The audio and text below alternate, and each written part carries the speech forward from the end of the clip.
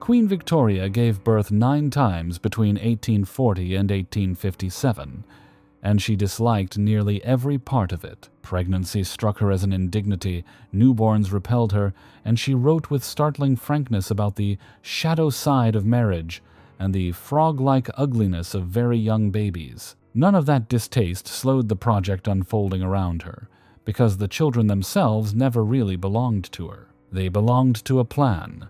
The plan belonged to Prince Albert. With his old tutor and advisor Baron Stockmar at his elbow, Albert treated the royal nursery as something between a school and a workshop. Each child would learn to an exacting standard, face constant measurement against it, and then enter a marriage chosen carefully for its political effect on the balance of European power. Historians later named the resulting web the Coburg Network. Albert's ambition ran well past matchmaking. He wanted his sons and daughters to carry constitutional, liberal government into the courts of Europe and stitch the continent together through blood. For a single generation, the scheme looked like genius. By the summer of 1914, Victoria's descendants wore the crowns of Britain, Germany, Russia, Greece, Romania, Spain, and Norway, and the old queen had earned a nickname that sounded like a blessing, the Grandmother of Europe. Then the same family marched the continent into the deadliest war it had ever seen.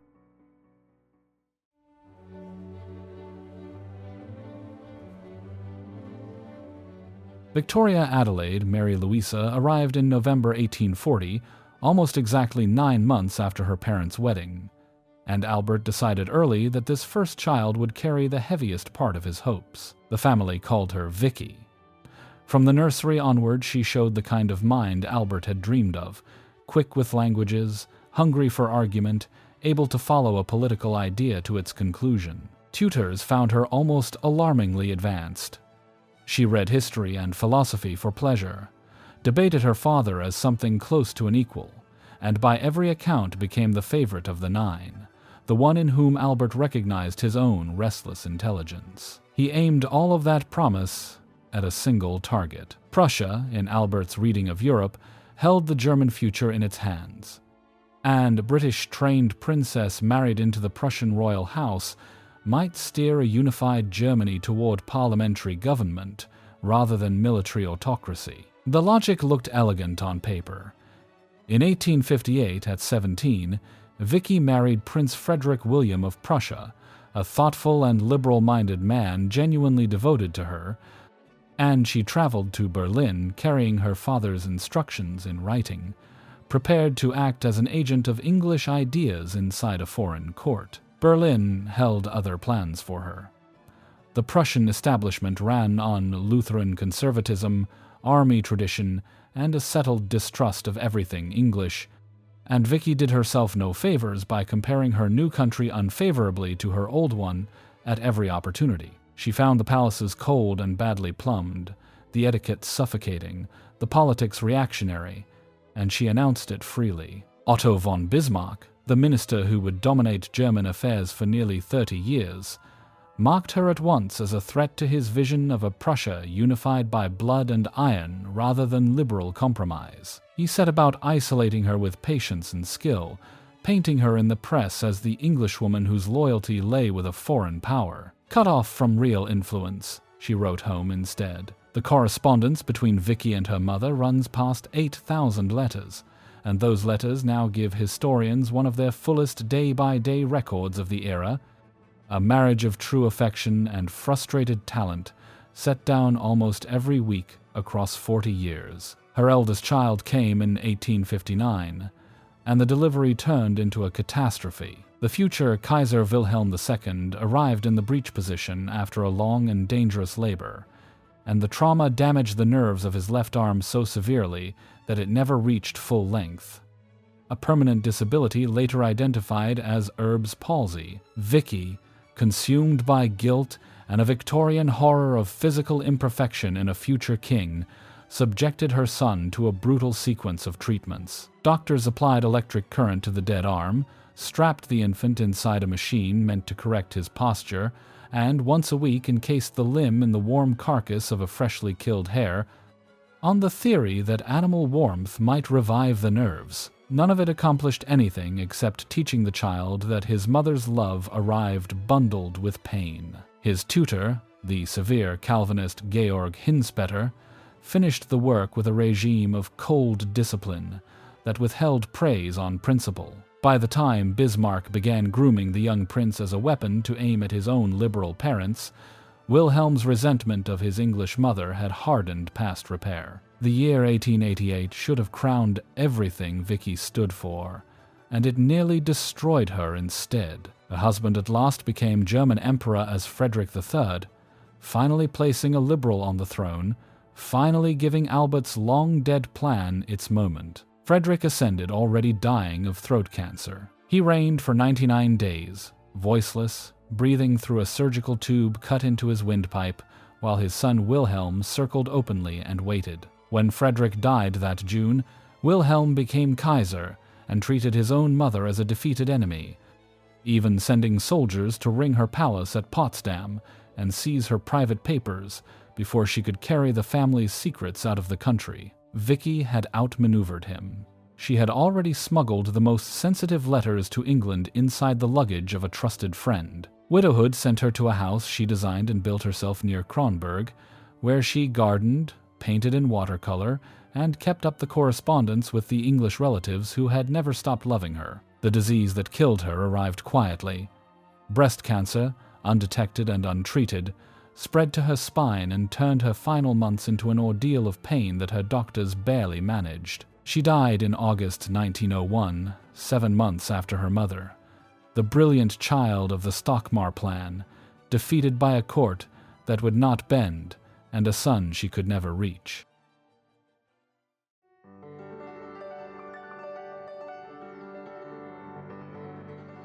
Albert Edward arrived in November 1841, and the male heir set off celebration across the country while his father, almost immediately, sat down to design his education. The family called him Bertie.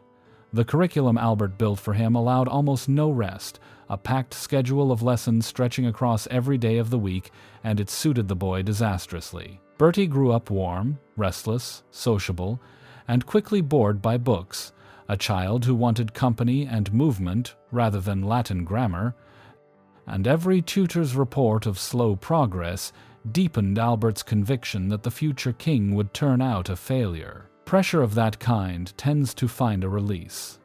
In the autumn of 1861, while Bertie trained at an army camp at the Curragh in Ireland, his fellow officers smuggled a young actress named Nellie Clifton into his quarters, and the 19-year-old prince spent several nights with her. Word of the affair reached Albert, already worn down and unwell. He traveled to Cambridge to confront his son, walked with him for hours through cold rain while he delivered his disappointment, and returned home shivering. Within weeks, Albert lay dead. The court physicians recorded the cause as typhoid fever. Modern medical historians, Helen Rappaport, prominent among them, argue from the long record of his symptoms that Albert had been failing for a year or more from a chronic illness, perhaps Crohn's disease or an abdominal cancer, and that the Curragh chill merely arrived at the end of a slow decline. The medical truth changed nothing for Victoria. She fixed on a simpler and crueler explanation, declaring that Bertie's fall into vice had worried his father into the grave, and she repeated it openly. For the next 4 decades, she shut her heir out of the real work of monarchy, refusing him access to the government dispatch boxes, the daily flow of confidential state papers through which a future king learns to rule. A man of large appetites and boundless energy, denied any serious job, will fill the vacuum somehow. Bertie filled his with horses, baccarat, enormous 12-course dinners, country house shooting parties, and a long run of mistresses, presiding over a fast and fashionable set from his London base at Marlborough House. His marriage, at least, pleased the public enormously. In 1863, Bertie wed Princess Alexandra of Denmark, a young woman of such grace and warmth that Britain adopted her instantly. The reaction in Berlin ran colder.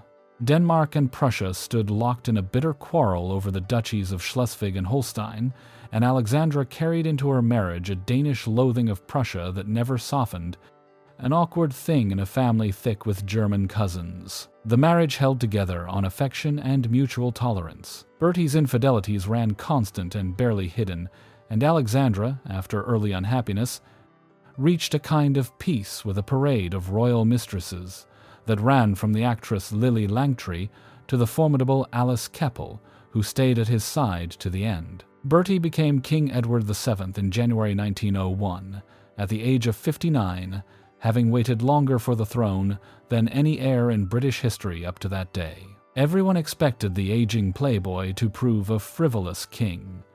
He surprised them. His reign lasted only 9 years, and across that short span he proved a natural diplomat whose charm did genuine political work. Biographers such as Jane Ridley have overturned the lazy old portrait of him, recasting the wastrel prince as a shrewd operator with a real instinct for people. His triumphant state visit to Paris in 1903 melted decades of French hostility almost single-handedly and prepared the ground for the Entente Cordiale signed the following year, the understanding with France that would shape Britain's path into the coming war. The king's heavy smoking, 60 years of cigars and cigarettes, finally caught him. A run of heart attacks and a stubborn bronchitis killed Edward VII in May 1910 at 68. At his funeral, behind the gun carriage and ahead of an assembled crowd of 9 reigning monarchs, walked his small white terrier, Caesar, given pride of place over the emperors.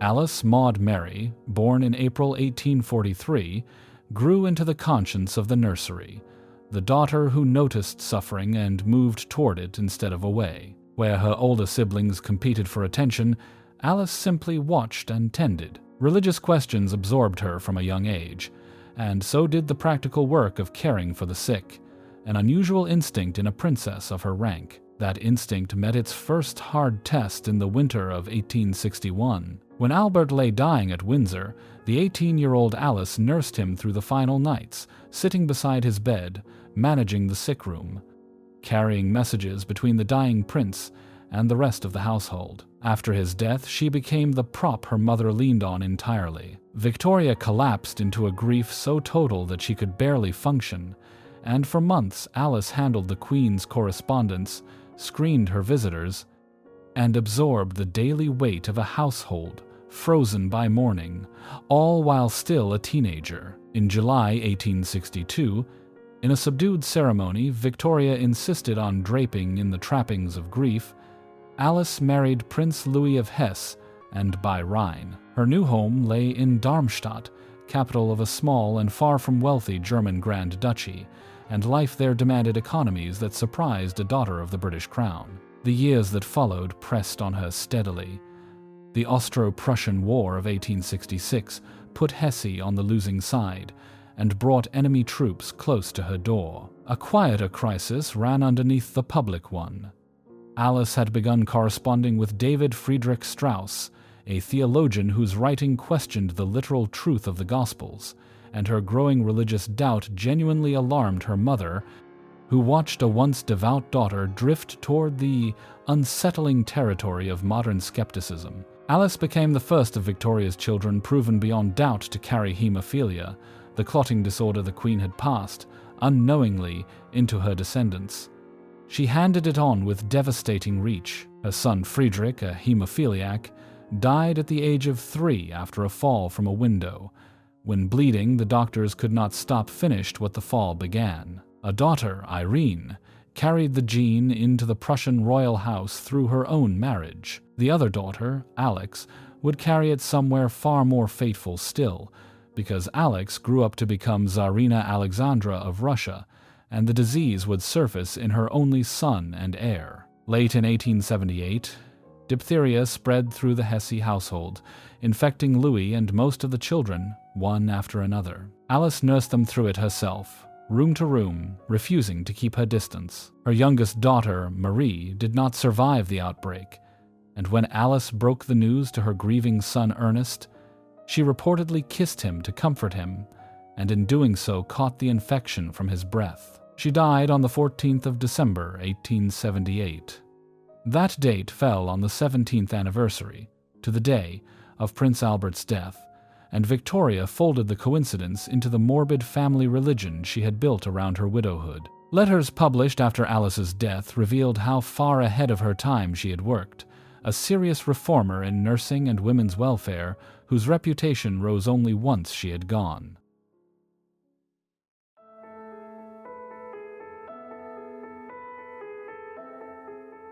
Alfred Ernest Albert, born in August 1844, wanted no part of the intellectual machine his father built, and he found the cleanest escape hatch available to a Victorian prince, the sea. At 14, he joined the Royal Navy as a cadet, not as a decorative passenger, but as a working officer expected to learn the trade, and the family called him Affy. Naval life agreed with him in a way that palace life never could. Historians who have examined his service rate him a competent and serious seaman, a prince who genuinely mastered seamanship and gunnery and rose on something close to professional merit, which set him apart from royal relatives handed empty ranks. Diplomacy, not affection, arranged his marriage.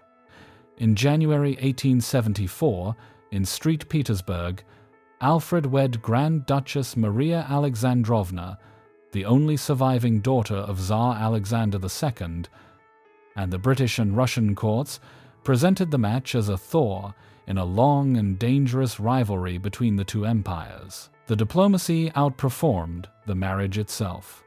Maria arrived in England expecting deference, and found instead a court she considered provincial, a climate she disliked, and a mother-in-law unwilling to grant a Romanov Grand Duchess precedence over British-born princesses. The two women clashed over rank with a pettiness that would seem comic if it did not wear so hard. Maria thought England dull, Victoria thought Maria arrogant, and the marriage settled into mutual endurance, civil and cool. A change of fortune pulled Alfred out of British life entirely. His father's brother, the Duke of Saxe-Coburg and Gotha, left no legitimate son, and in 1893 Alfred inherited the German duchy, gave up his Royal Navy income and his place in British public life, and settled into the role of a sovereign German prince, ruling a small ancestral state. The final years darkened around him. He drank heavily, his health failed by degrees, and in 1899 his only son, also named Alfred, died at 24, after what the family worked hard to disguise as illness, but which almost certainly amounted to suicide following a scandal. The loss hollowed his father out. Throat cancer, the same disease that killed his brother-in-law, the Emperor Frederick III, killed Alfred in July 1900 at 55. His line reached forward into European affairs through his daughter Marie, who married into the Romanian royal family and grew into a shrewd and genuinely powerful Queen of Romania, whose hand would press on Balkan politics through the First World War and the peace that followed.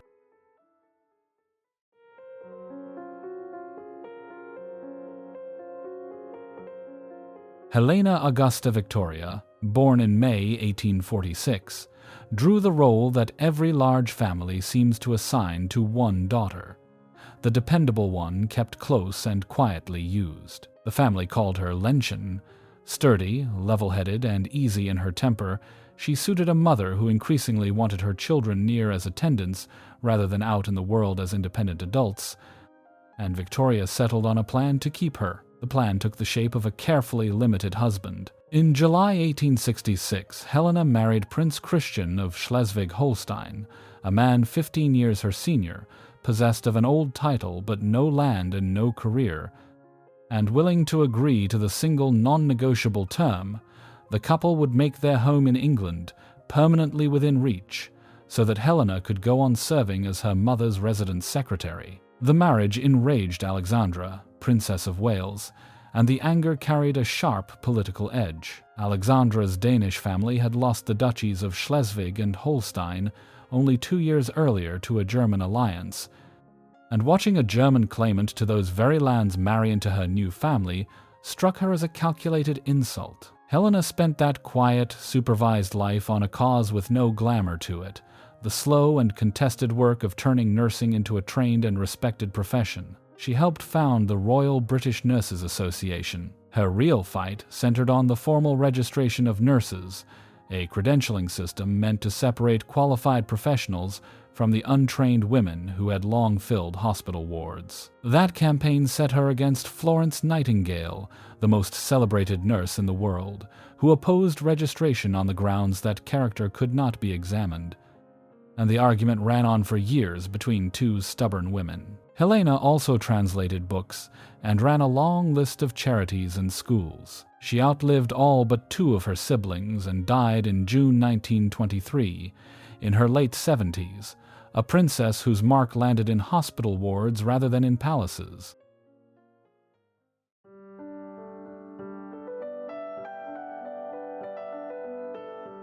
Louise Caroline Alberta, born in March 1848, refused almost from the start to perform the part of a conventional princess. Sharp-tongued, artistic, and drawn to unconventional company, she found court ritual tedious and showed it. What the family did with that temperament startled everyone.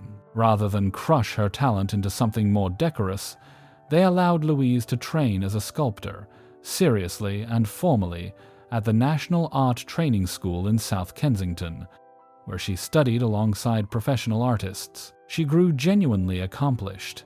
The marble statue she carved of the young Queen Victoria still occupies the gardens outside Kensington Palace, the work of the monarch's own sixth child. Her marriage broke a rule that had governed the family for generations. In March 1871, Louise wed John Campbell, Marquess of Lorne, heir to the Duke of Argyll, and the choice startled Europe because Lorne held the status of a British subject, a commoner in royal terms, rather than a foreign prince. Victoria backed the match with open intent. She had begun to worry, with reason, about a family growing perilously intermarried, and she argued that fresh blood from outside the closed circle of European royalty would strengthen the dynasty. Whatever its logic, the marriage itself proved childless, and, as the years wore on, increasingly distant, the couple often living essentially apart. Louise remains the most elusive of the nine, and the elusiveness looks deliberate. Her public record raises no mysteries. She accompanied Lorne to Canada when he served as Governor-General from 1878, performing the duties of viceregal consort with real skill, and the Canadian province of Alberta took its name from one of hers, as did Lake Louise. The biographer Lucinda Hawksley has argued that Louise, as a young unmarried woman, may have borne an illegitimate child quietly arranged into adoption, and has examined the long-running rumors of Lorne's homosexuality that some have read as an explanation for the coldness of the marriage. More cautious historians, A.N. Wilson among them, treat these claims with skepticism, pointing to the absence of hard primary evidence for any of it. They also point to something that cuts the other way. The Royal Archives covering Louise's life went through heavy weeding after her death, her correspondence thinned and sanitized to a degree unusual even by the protective standards of the royal household, which leaves the silence itself as the one fact nobody disputes. Louise lived to 91 and died in 1939, outlived among her siblings only by Arthur and Beatrice, an artist and a genuine eccentric who guarded her privacy so well that historians still argue about her.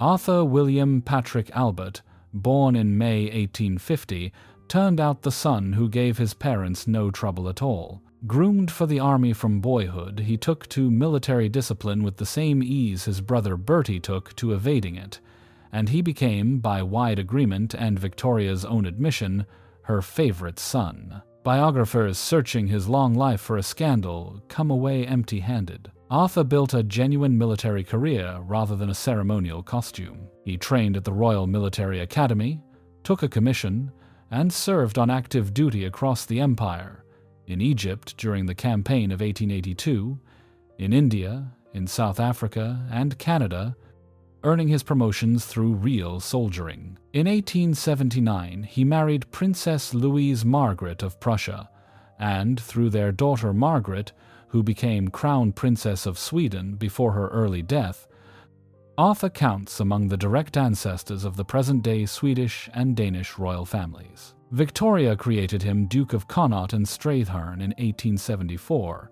a title he would carry for 68 years. He later served 5 years as Governor-General of Canada from 1911 to 1916, steering the Dominion through the opening half of the First World War. Arthur died in January 1942 at 91, the last of Victoria's sons by a wide margin, having lived long enough to watch a Second World War close in on the empire he spent his life serving.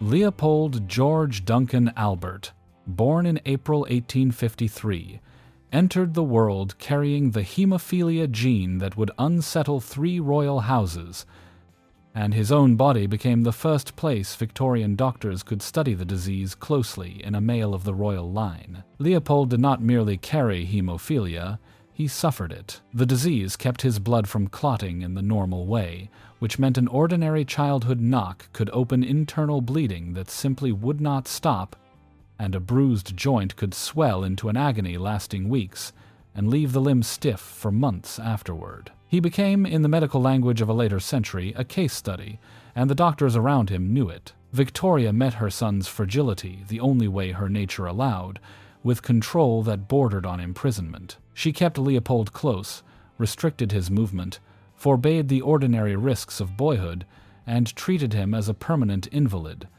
even as it grew obvious that the boy possessed the quickest and most genuinely intellectual mind among her sons. He fought her for a life. After a long, exhausting campaign of argument and persuasion, Leopold won his mother's grudging permission to study at the University of Oxford, where for the first time he moved among people who valued him for his intelligence rather than worrying over his health, and where he came to know figures such as the critic John Ruskin and the writer Lewis Carroll, who reportedly counted the prince a friend. Finding Leopold a wife took years of difficult negotiation, because the royal families of Europe understood precisely what his disease threatened for any children he might father, and several possibilities quietly declined. In April 1882, he married Princess Helena of Waldeck and Pyrmont, an intelligent and capable young woman, and the couple settled at Claremont with what looked, briefly, like real happiness. The marriage lasted barely 2 years. In March 1884, while staying in Cannes for the sake of his health, Leopold slipped on a tiled floor and struck his knee, an injury that would have meant nothing to another man. For a hemophiliac, it meant a brain hemorrhage, and he died in the early hours of the next morning, not quite 31 years old. His daughter arrived several months after his death, and his son, Charles Edward, grew up partly under Victoria's direction and went as a teenager to inherit the German duchy of Saxe-Coburg and Gotha. That grandson of Queen Victoria grew into an enthusiastic supporter of the Nazi regime and wore the uniform of a German general, one of the strangest and darkest threads to run out of this family.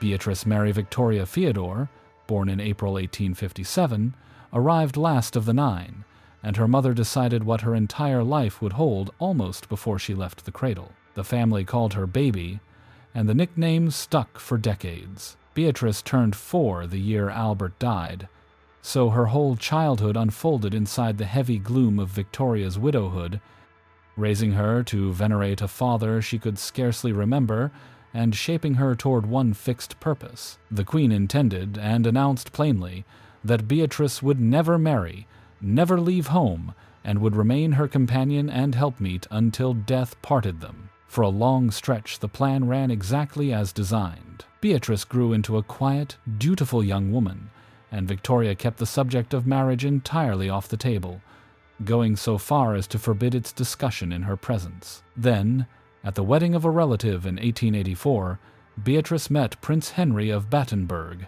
a handsome and charming German prince, and the two fell in love. When Beatrice told her mother she wished to marry him, Victoria's reaction crossed from displeasure into something closer to punishment. The queen refused to speak a single word aloud to her youngest daughter for 7 full months, communicating instead through notes passed silently across the breakfast table, even as the two women continued to live side by side every day. The deadlock broke on a single condition, and a telling one.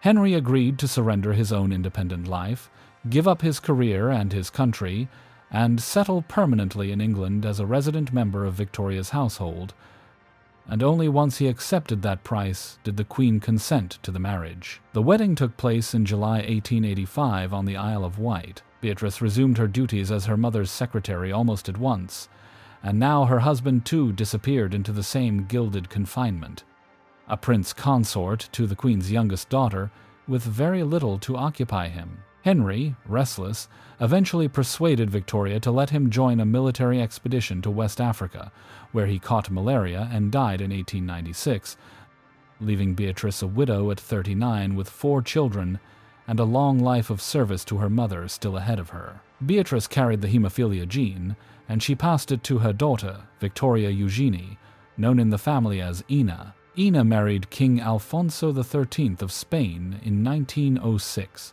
She carried hemophilia straight into the Spanish royal house, and 2 of her sons inherited it. Alfonso, unable to forgive his wife for a catastrophe that came through no fault of hers, turned cold and then openly hostile toward her, and the royal marriage soured into bitterness. The Spanish monarchy itself fell in 1931, though that collapse owed far more to political revolt and republican feeling than to one family's medical sorrow, and the 2 stricken sons both died years afterward, in exile, killed in separate car accidents. After Victoria's death in 1901, Beatrice began the work that historians have argued over ever since. The Queen had named Beatrice her literary executor, and Beatrice took up the assignment with a protective hand so heavy that the loss it caused still draws complaint. Across roughly 30 years, she worked through her mother's journals, the near-daily record of one of the longest reigns in British history,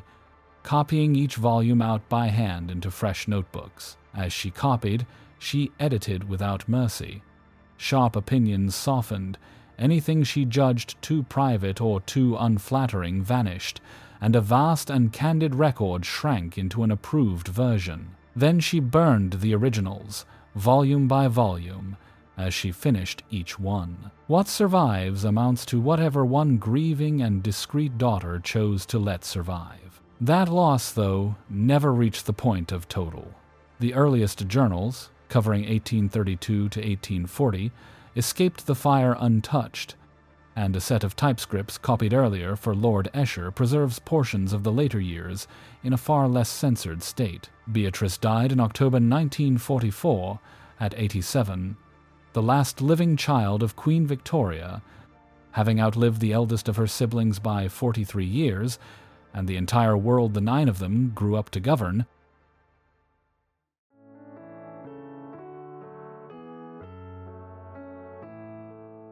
December 1861 divided the family in half.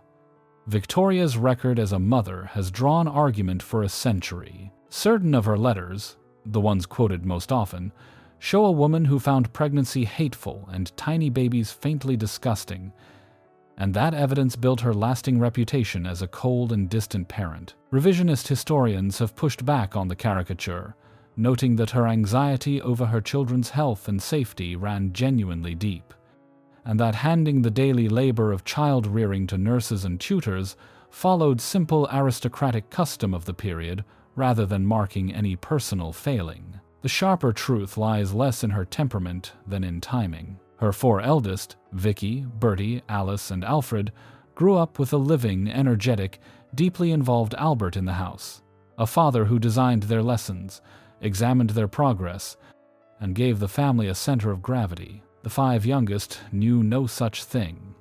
Helena, Louise, Arthur, Leopold, and Beatrice grew up in the long shadow of his absence, raised by a mother sunk into a grief that turned the household into something between a shrine and a mausoleum. They learned to worship the idealized memory of a father most of them barely knew, his rooms kept exactly as he left them, his clothes laid out each evening years after his death. The grief curdled, in time, into a possessive need to keep her children close, which explains why 3 of the younger 5, Helena, Louise, married off only on her mother's terms, and above all Beatrice, found their adult lives bent entirely around what their mother wanted. One family, raised by 2 very different women, who happened to occupy the same body before and after the worst day of her life.